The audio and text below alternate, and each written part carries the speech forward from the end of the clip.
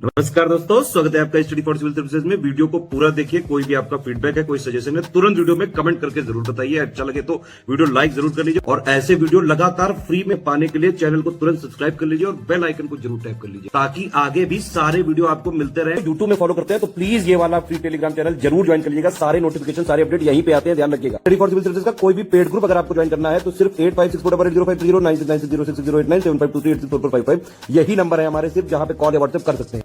Instagram पे हमारा page जरूर फॉलो कर लीजिएगा, studyforcivil.services है। ट्विटर पे हमको जरूर फॉलो कर लीजिएगा, @studyforcivil। वीडियो में हम सिख, राजपूत, पोर्टुगीज और फ्रेंच इन 4 स्टाइल के आर्किटेक्चर्स को और इनके फीचर्स को एक क्वेश्चन के फॉर्म में डिस्कस करेंगे और इनके एग्जांपल्स को भी देखेंगे। तो चलिए आगे बढ़ते हैं और क्वेश्चन के फॉर्म में पूरे टॉपिक को कवर करते हैं। हमारा क्वेश्चन कह रहा है, right short notes on Sikh, Rajput, Portuguese and French styles of architecture. वास्तुकला की सिख, राजपूत, पुर्तगाली और फ्रेंच शैलियों पर संक्षिप्त नोट्स लिखें। हम बताएंगे कि वास्तुकला की सिख और राजपूत शैली मध्य युग को बिलोंग करती है, मध्ययुगीन है, और भारतीय वास्तुकला आधुनिक काल में पुर्तगाली और फ्रांसीसी शैलियों से प्रभावित हुआ था। तो इसलिए पुर्तगाली और फ्रांसीसी शैली आधुनिक वास्तुकला की श्रेणी में आती है। सभी 4 वास्तुकला शैलियों में कुछ अनूठी विशेषताएं हैं जो कि इस प्रकार हैं। तो अब हम इनके फीचर्स देखेंगे इंडिविजुअली, वन बाय वन। सबसे पहले हम देखेंगे सिख शैली यानी सिख स्टाइल। तो ये शैली उत्तर पश्चिम में और स्पेशली पंजाब, प्रेजेंट डे जो आज पंजाब है हमारा, इस रीजन में हुआ करती थी। यहाँ पे ऐसे आर्किटेक्चर सिख स्टाइल में बना करते थे और ये शैली काफ़ी हद तक मुगल स्टाइल से इंस्पायर्ड थी, इन्फ्लुएंस थी, प्रभावित थी। और इसके स्पेशल फीचर्स क्या क्या हैं कि इनमें कई छतरियाँ या खोखे हमें देखने को मिलते हैं। इनमें कियोस्क या हमें छतरीज देखने को मिलती है। तो आपने अगर कोई भी गुरुद्वारा देखा होगा तो आपको उसमें छत्र जैसा एक स्ट्रक्चर देखने को मिलता है उसके टॉप पे। तो ये एक स्पेशल फीचर है सिख स्टाइल का। उसके बाद इनके गुंबद यानी कि जो डोम्स होते हैं वो फ्लूटेड होते हैं, थोड़े फूले हुए होते हैं और इन पर पीतल और तांबे के गिल्ड से ये ढके हुए होते हैं। तो इन पर एक गोल्डन आपको देखने को मिलेगा ऊपर इनकी छत। तो ये पीतल या तांबा यूज़ होता है इनको ढकने के लिए। उसके बाद जो आर्क्स होते हैं, मेहराब इनके जो होते हैं, वो पत्तों से सुंदर ढंग से सजाए रहते हैं।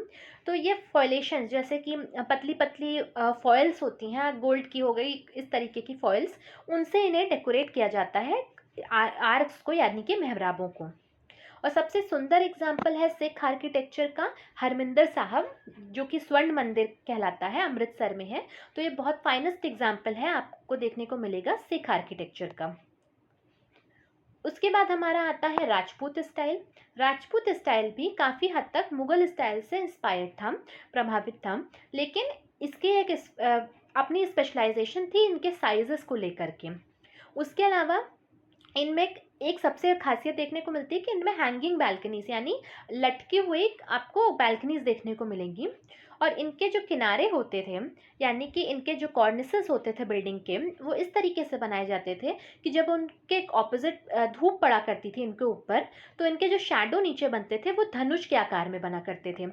और इनका फाइनेस्ट एग्जाम्पल देखने को मिलेगा हवा महल जयपुर। तो आपने हवा महल की पिक्चर देखी हो तो उसमें खिड़कियां हैं और हैंगिंग बैल्कनीज हैं और वो आर्क टाइप का ऐसे बनाया हुआ है उसमें बैल्कनी में कि जब इस पर धूप पड़ती है आपको नीचे ज़मीन पे आर्क देखने को मिलेगा, उसका जो शैडो देखने को मिलेगी उस आर्क की, तो वो आपको धनुष के हिसाब से, धनुष के टाइप में देखने को मिलेगी, धनुष के शेप में देखने को मिलेगी।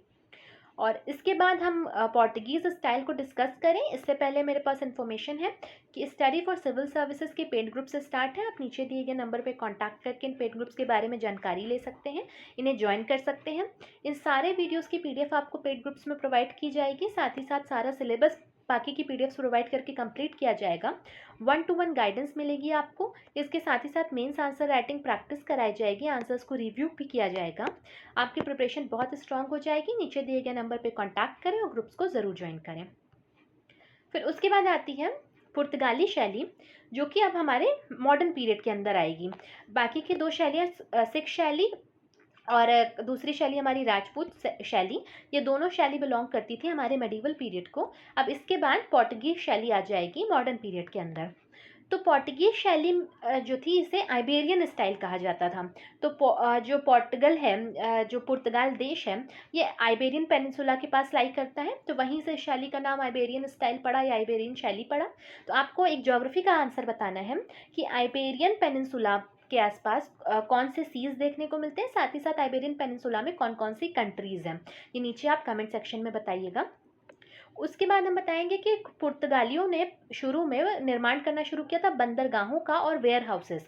तो इनके जो इनिशियल कंस्ट्रक्शंस थे, ये जो इंडिया में जब ये आए और इन्होंने कंस्ट्रक्शन शुरू किए, तो ये बनाया करते थे ये बंदरगाह इनका, क्योंकि ये ट्रेड किया करते थे तो ट्रेडिंग के लिए बंदरगाह बनाते थे। इसके साथ साथ ये वेयर हाउसेस बनाते थे अपना सामान रखने को। तो ये इनके इनिशियल कंस्ट्रक्शंस थे। उसके बाद फिर धीरे धीरे इन्होंने जो कोस्टल रीजन्स थे उनको फोर्टिफिकेशन करना शुरू कर दिया और वो एक प्रॉपर टाउन बनते गए, तटीय शहर बनते गए। जो कोस्टल एरिया थे फोर्टिफाइड यानी गढ़ वाले तटीय शहर बनते गए। और इन्होंने ईंटों और लकड़ियों का भरपूर इस्तेमाल किया था अपने कंस्ट्रक्शंस में। जो मेन बिल्डिंग हुआ करती थी, मेन कंस्ट्रक्शन स्ट्रक्चर होता था पूरा, वो ये ईंटों से बनाते थे। उसके अलावा छत ये बनाते थे लकड़ी का इस्तेमाल करके, और साथ ही साथ जो अंदर सीढ़ियाँ होती थी उसका भी इस्तेमाल, उसमें भी लकड़ी का इन्होंने इस्तेमाल किया था, लकड़ियों की सीढ़ियाँ बनाया करते थे। फिर देखेंगे कि पुर्तगालियों की इबेरियन शैली में आंगन घर और बारोच चर्च बनाए गए थे। तो पेटियो हाउस और बारोक चर्चेस इन्होंने बनाए थे आइबेरियन स्टाइल में। अगर हम पोर्टुगीज आर्किटेक्चर के एग्जाम्पल्स की बात करें तो हमें गोवा का सेंट कैथेड्रल चर्च और मुंबई में कैस्टेला डी अंगुडा, ये दोनों काफ़ी फेमस एग्जाम्पल्स और फाइनेस्ट एग्जाम्पल्स देखने को मिलते हैं पोर्टुगीज स्टाइल के। उसके बाद आती है आखिरी शैली जो कि है फ्रेंच शैली। फ्रेंच शैली ने शहर नियोजन की व्यवस्था को इंडिया में इंट्रोड्यूस किया था। इन्होंने कार्टेशियन ग्रिड टेक्निक यूज़ की थी अर्बन टाउन प्लानिंग की, यानी कि शहरी नियोजन की, शहरी नगर नियोजन की कार्टेशियन ग्रिड टेक्निक इन्होंने इंट्रोड्यूस की थी। और फिर इसी के साथ इन्होंने शहर बनाने शुरू किए थे। और पौंडीचेरी और चंद्रनगर, ये दो शहर इन्होंने कार्टेशियन ग्रिड टेक्निक का यूज़ करके बनाए थे। ये फाइनेस्ट एग्जाम्पल देखने को मिलते हैं फ्रेंच स्टाइल के। और इसके अलावा इन्होंने एनोनिमस वास्तुकला की अवधारणा भी पेश की थी, यानी एनोनिमस आर्किटेक्चर इन्होंने बनवाने शुरू किए थे। और अगर हम एग्जाम्पल देखें फ्रेंच स्टाइल का तो हमें देखने को मिलेगा पुडुचेरी में church of sacred heart of Jesus, ये काफ़ी फेमस एक एग्जाम्पल है। तो इसी के साथ हमारे सिख, राजपूत, पोर्टुगीज और फ्रेंच स्टाइल आर्किटेक्चर के कंप्लीट होते हैं। अब नेक्स्ट वीडियो में हम ब्रिटिश स्टाइल ऑफ आर्किटेक्चर को डिस्कस करेंगे और इसके साथ ही साथ पोस्ट इंडिपेंडेंस जो इंडिया में आर्किटेक्चर्स बने हैं उनको भी डिस्कस करेंगे। उसके बाद हमारा आर्किटेक्चर वाला सेक्शन कंप्लीट हो जाएगा और पूरा आर्ट एंड कल्चर हमारा कंप्लीट हो जाएगा। तो बने रहिएगा चैनल के साथ, मिलते हैं नेक्स्ट वीडियो में। Thank you for watching.